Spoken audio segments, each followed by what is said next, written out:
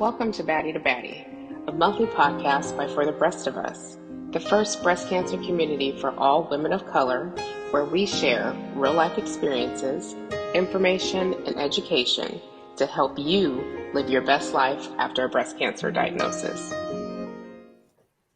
Hello, and welcome to another episode of Baddie to Baddie.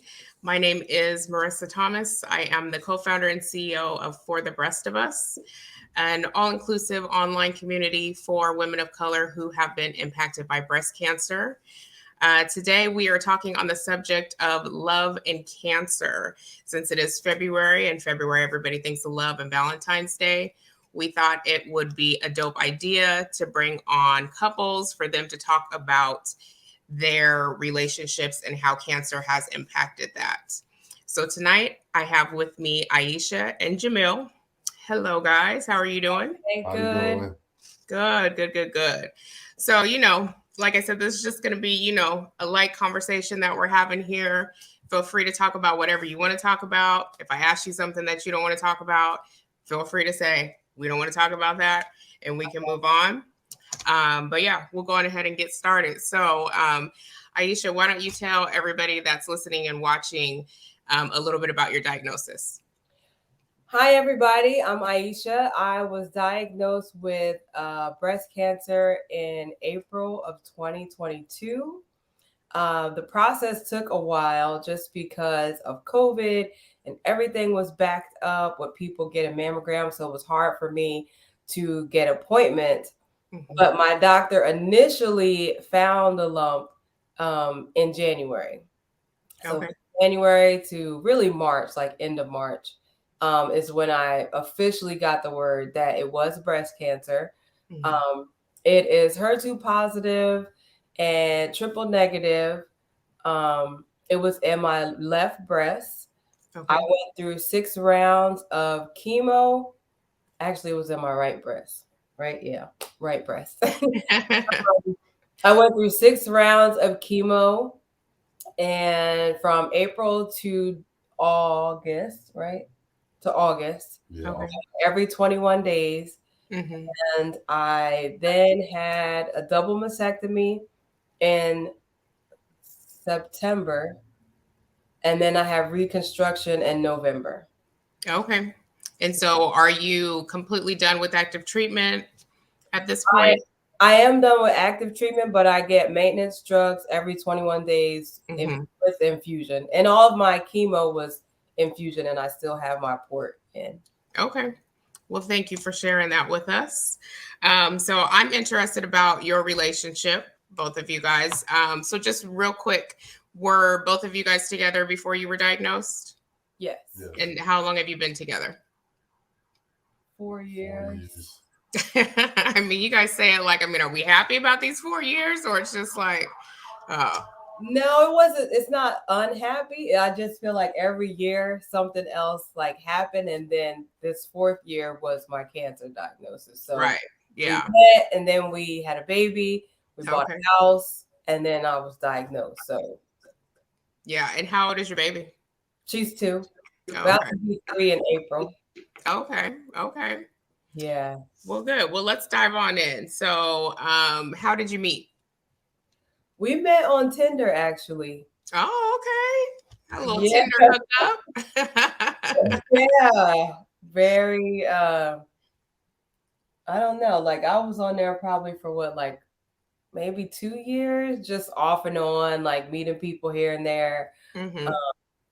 And then we went out to raw sushi one night and been together ever since. Okay. Jamille, you want to add anything to that? No, it's like what she said. We had met on Tinder, just communicating through that. And then we had like our first official date at the raw sushi. Mm-hmm. It went very well. Was interacting with each other, laughing, smiling, all that stuff. So yeah. Now we got a daughter, and we're here now. Yeah, I'm like, it had to go real well because y'all are still together, right? Right. Okay, so who said I love you first? She did. Did I? Yes. Oh, I did. I did. And who's the better cook?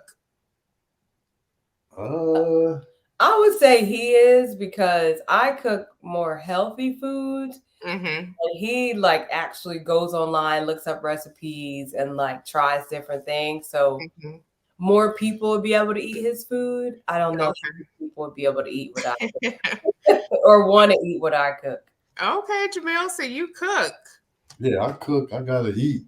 Yeah, I get it. That's the one thing. Like, I have a son who's 21, and I had taught him how to cook because I'm like, I need you to be out here in these streets knowing how to cook for yourself, so you ain't running around some little girl trying to get her to cook for you. I need you to be able to do that yourself. So I love that.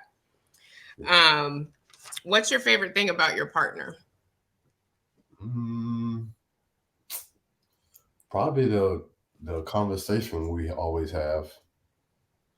The conversation, and then I mean her smile, and then she got long legs. So, but yeah, her intelligence as well. So that's the real big things I have like attracted me more to her. So just from my opinion. Okay, I like that. Aisha, what about you? He's very supportive. Anything that I've ever talked to him about, like he's always like, yeah, let's do it. Let's figure out how we can make it work. And like he would check in and be like, hey, are you still going to do whatever? Because I'm like a master procrastinator. And then he's just, even though like he has a very tough exterior, like he's very loving, and you know, it surprises me every once in a while with like a romantic gesture. So those things are always nice. I mean, why you look like that? Do you not do these things? Oh no, I do. But it's just like you just gotta do it sometime like that. Yeah, spontaneous or whatever. Yeah, trying to keep it stagnant, I guess. Right. Yeah. All. Yo, I love it. I'm getting ready to ask you, do you have any brothers or cousins or anybody? But they got to be like, you know, they got to do the same things as you. Like, I don't maybe half of that. Maybe. Oh, okay. I'll pass. So Aisha, how did you tell Jamille about your breast cancer diagnosis? So I told him initially, is that me or you? I hear people. Okay, I think that might have been me. Initially, when I went to the doctor and she found the lump, I told him when I got home. And then I received a phone call with the positive diagnosis. And I came out of the room and I told him, and he was just like, are you okay?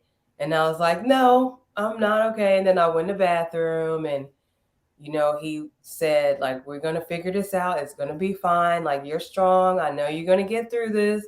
Let's just wait and see, you know, what the next steps are. So he was very supportive in that way. Yeah. And Jamille, when you got the news, like, how did that make you feel? Just like, you know, because like a lot of my family has been diagnosed with some type of cancer throughout my time, I guess. So, I mean, I felt like bad because, you know, I didn't really want that to happen to her, because, you know, we was still going in a positive direction from my daughter being born. Right. Just getting through COVID and all types of other stuff. So then that came. So I just tried to, you know, stay positive through the whole process. The news wasn't like good to hear, but like I said, I just try to be positive through the whole process. Yeah, I love that. So Jamille, what would you want people to know what it's like about being a caretaker for somebody that's diagnosed with breast cancer? I think the big thing is like just be supportive through the process, and then, you know, it's gonna be some time, especially when going through the chemotherapy, which you can like keep the like the pain and everything from them, take that part out of it. So, they won't be weak. They start, losing their hair and stuff like Right. that. I know that's real, guess not, I ain't gonna say like makes you feel down. I'm not gonna say like devastating, but I know that really hurt her in some ways. But I just kept telling her, like, it's just for now. Mm-hmm. In the long run, as time goes, you're gonna heal, and probably everything will come back like it is now. So I know Right. it's just a big thing. I always wanted to just like protect her, so I just didn't really want her to go through all that suffering, especially through the chemotherapy part. Right. And I Yeah, think, devastating is, can be an accurate word, especially for, us Black women, because we've always been taught like our hair is our crown. right. Yeah. So, I'm sure, Aisha, you could probably agree with that. It's, I know when I went through chemotherapy, losing my hair, it was big. Yeah. We just cope with it and manage however we can. But, Jamil, I think you were spot on with that. Yeah, yeah. Because I know her, because her hair was like all the way down to her back. So that was just, I know that was the one thing I knew probably was gonna hit her hard in a sense. Yeah. Yeah. Yeah. But Aisha, it does, once you get to a certain point, sometimes it just starts growing like a weed. Sometimes. I know it's growing now. Like it really started growing in December, and it's just Yeah. got a mind of its own right now. Yeah. Yeah. So yeah, it's definitely a process Yeah. for sure. How do you feel that Jamil was as your caregiver? I think it was hard for him because of the history of his family. Mm-hmm. So I think that he thought he was being more positive than he was. Um, Not that he was ever negative, but I think that when he started to feel that like sense of I can't help her, Mm-hmm. then he will become a little bit more distant because he didn't want to see me in that way.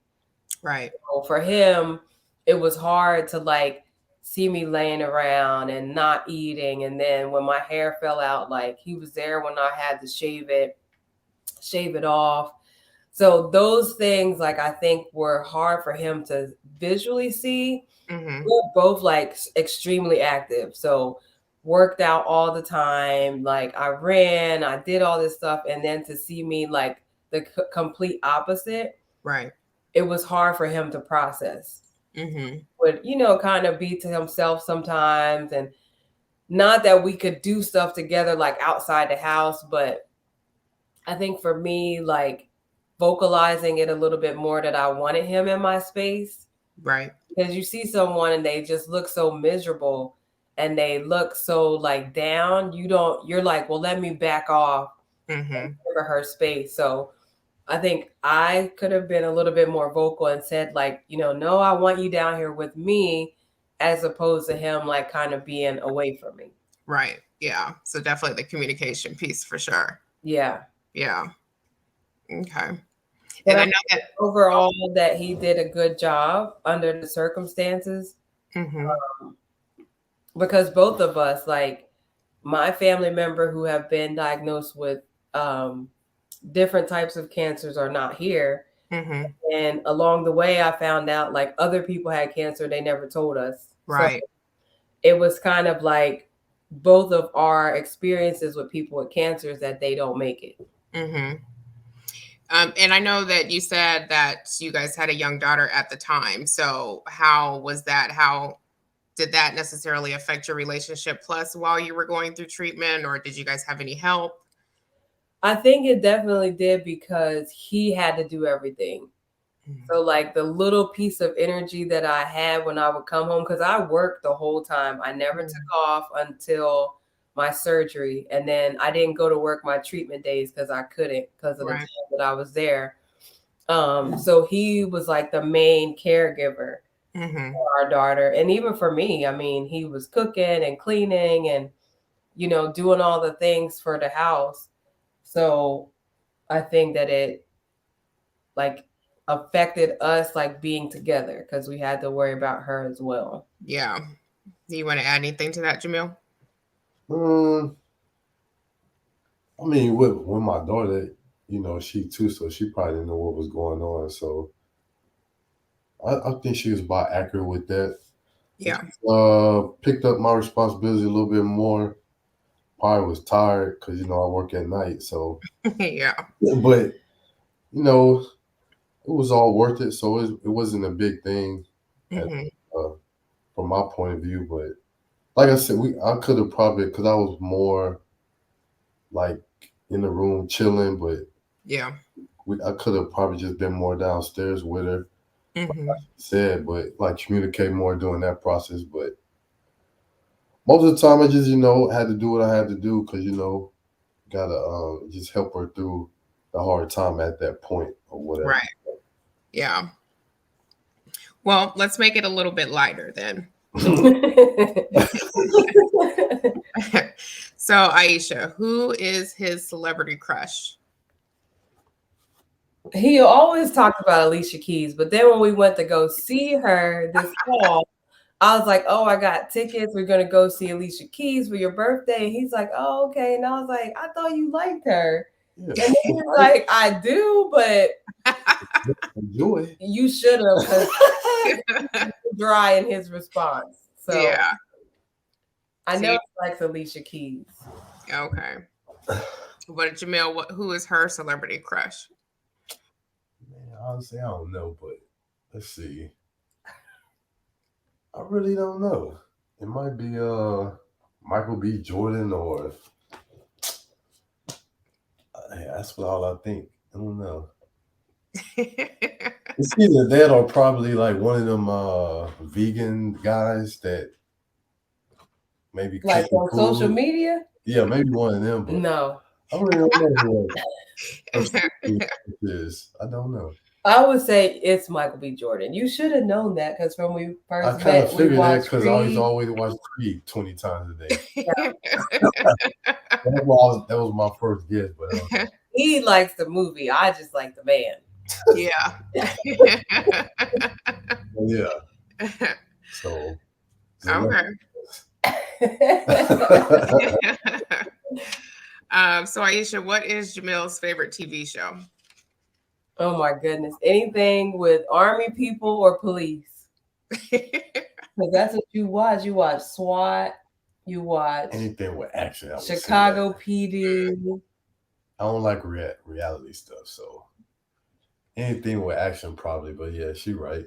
Yeah. Besides football. Okay. Oh yeah, football. Yeah. Okay. So Jamille, what is Aisha's favorite TV show?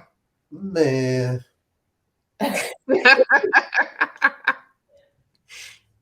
she be watching what's this stuff? I don't Like, watch reality shows. What's the thing with the lawyer? The Reasonable Asian chick? Doubt. What's the name of that? The one from Netflix? Yeah. Oh, I did watch that. Stuff like that. I can't think of the name now. Okay, let me think of another. It's not Reasonable Doubt on Hulu? It's not reason. He's talking about the Netflix one where there's a Asian lawyer who has autism. It's like Woo. Yeah. Woo She like, something. let me see if I can put it in the category. You know, like how soap operas are? like that, because I'll be like, what is you watching?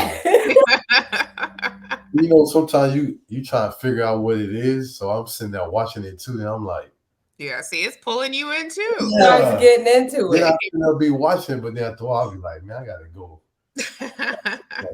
Stuff like that, like I was saying that aspect, like soap opera type shows. I was okay. A lot of them that she watches, so yeah. So what's one word that you would summarize your relationship?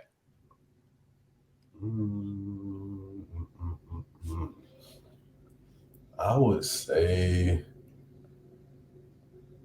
maybe eccentric. I don't know. Why eccentric? Tell me why. I would say because man, what does eccentric mean? Eccentric to me means like different, and not different. It's just different. Okay, I'm right then, because I think like we're like totally different, but we get each other in a sense. Mm-hmm. So it may look like sometimes that we maybe not getting along with it, but we really actually do get along because like I said, conversation or we always thinking the same thing when we come up with ideas or traveling somewhere. We always say like the same thing sometimes, or Mm-hmm. like even stuff with our daughter, we be like on the same like wavelength in a sense. Yeah. So I would say that's why I say essential. We're different, but we're really alike in a sense. Okay. I Even when like we like probably like mad at each other, that. Mm-hmm. we probably got like that same mindset of how to figure it out. Yeah. That's So why I say that. do you guys have a rule that like if you're mad at each other that you can't go to bed mad at each other still? Hell no. You just gonna hold that grudge, huh? But I would say we done got better from it because at first it was just like, oh, we just gonna go to sleep. Probably wait a couple of days and then talk. It was probably mostly because of me, maybe I would think, Yeah. because of the way how my demeanor is. But I just be like, shoot, she'll talk to me sooner or later. So, but I would say it's probably mostly me. So, but Yeah. I would say at first no, but now it's probably more different. Mm-hmm. So, Yeah. And Aisha, what one word would you use? I would say partnership because I feel like we work well together and like we get along really well. Um, Again, like he's very supportive. When I need something, I'm supportive of him and the ideas that he comes up with. And we just work so well together, like in life, Mm-hmm. that I just feel like we're partners. Like even when people, if I go to doctor and they're like, "Oh, who's coming?" I call him my partner because I hate the word boyfriend. Yeah. Like they say adults. husband. What? I said, what they say husband. Yeah, or they'll be like, I'm like, no, we're not married. That's what they'll say. Okay. What would you tell other couples that are dealing with their partner having breast cancer? What's some advice you would give them? The big thing I would say is like communicate more, especially probably when they get to that point. Like I know our point was when they started the chemotherapy, but everybody's different. But I would say definitely during that process of when you know hair start falling out and things start to change. So she's more probably down, so she needs a little bit more encouragement and whatever else that she more support in during that time. Yeah. Okay. What about you, Aisha? Yeah, I agree. I think that the communication is the biggest thing because as the person who's going through it, like even if you don't want the other person to answer or have all the answers, just express like how you feel from both sides. Because I think I would have liked to have known some of the things that he was thinking. Mm-hmm. He didn't want to tell me because he didn't want me to worry or, I'm already going through it. So he didn't want to put that on me. Right. I think it's important for both people to be able to communicate and express how they feel and what they need. And, if you are in a position like him as the caretaker, it's like, okay, I'm going to be upstairs just because I just need 30 minutes to myself, right? I'm going to go watch the game or whatever, because that person needs their time to themselves as well. Right. But saying that and like, just if you need anything, I'll be upstairs or wherever you are in your house, or, if it's somebody that doesn't live with you, if you need anything, just call me. I'm right. I'll be over or I'll do whatever I can. Make sure you have whatever you need. And then the person who is going through the treatment, it's important to say like, hey, can you do this for me? Or Yeah. I just need you to be near me today. Like Mm-hmm. having a rough day, but if you could just come over or if you can just, sit with me, really communicate that, because we're not mind readers. Right. And you think that you don't want to burden the other person, but really it makes it harder for you. Yeah. If you're not constantly expressing what you need and what you want. So definitely communication all the way around. Yeah. For sure. Okay. Well, my last question, both of you guys to answer. So finish this sentence for me. I love you because. No, you go first. Okay. I love you because you accept me in all of the many phases that I've gone through, from looking like the way I was before the baby to during pregnancy, after pregnancy, going through chemo, after mastectomy. But you always tell me that I'm beautiful. You always compliment me. You always talk about how smart I am. And that's why I love you.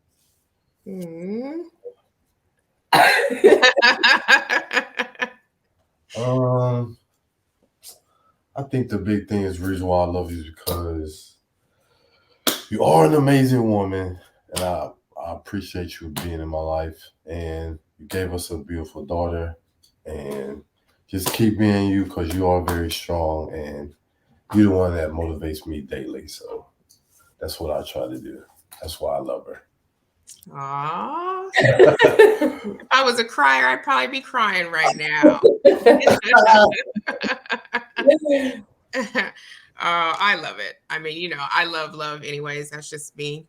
It's one of the reasons why I wanted to do this series. So, I appreciate you guys, and hopefully you had fun answering, these questions, and kind of letting the audience, get to know you, but then also giving your perspective of what it's like, being in a relationship while you're diagnosed with breast cancer, and, even right now while you're going through this part of the journey that we call survivorship. So I definitely appreciate both of you guys taking time out of your evening, but also, being open and vulnerable and sharing, because, especially for our communities, it's not always easy to do that. Right. So I'm glad that you guys were able to do that. And, I'll be rooting for both of you from afar. You're not too far from me anyways. Yeah. So, I'm sure, Aisha, we will see you soon. Yes. You're always rocking with For the Breast of Us, and I truly appreciate that. And Jamille, we gonna add you to the guys that's a part of our team, man, because you holding them down. I appreciate it. Cool. Anytime. Yes, but thank you so much. And you know what? I may actually have you guys come back on here. We'll do a follow-up if you would like to as well. Sure. But yeah, any lasting things that you want to say to everybody that's watching or listening? No, just like I said, it's a process, and communicate, and then just be there, because it may be a hard time, but at the end of the day, it's gonna get better through the whole process. Yeah. Aisha? And I would just say that there's going to be different phases. So you're going to be diagnosed, and you're going to feel terrible, and you're not going to really want to be expressive towards people, towards your partner. And then you're going to be in treatment. And then while you're in treatment, you're going to want to talk about all these things that are happening to you, whether the person understands it or not, just because that's the closest person to you usually. And, they don't have to have all the answers. They're not going to have all the answers. But as the person who is the caregiver or the partner, just be there to be a listening ear for them. Reassure them that what they're going through, that y'all are going to make it through. Because I think that's one of the things that Jamille did really well. Because I asked them at one point, like, were you thinking about leaving and finding someone else? Because, I was a totally different person. Like, right. This was not the person that you met, 4 years ago. So, you just have to be patient with each other. listen to the episode on this podcast about sex, because Yes. So you are going to have to figure out your sex life during treatment and after. And then so, but yeah, I mean, that's real. That is legit. Like, it's not going to be the same depending on your treatment plan, depending on your body. Right. So we are in a place where we're just trying to figure what that looks like for us right now. So yeah. Well, yeah, like I said, I'm definitely rooting for you guys. And, you know, we have resources, you know, Aisha, that we could talk to you about and give you some of those as well, too. So we'll definitely do that. Okay. But again, thank you so much, both of you, for being on with me this evening. And for everybody that's listening and watching, thank you so much for joining us for this special episode of Baddie to Baddie, Love and Cancer. Make sure you tune in again. Thanks, guys. Thanks for having us. Thank you. Bye.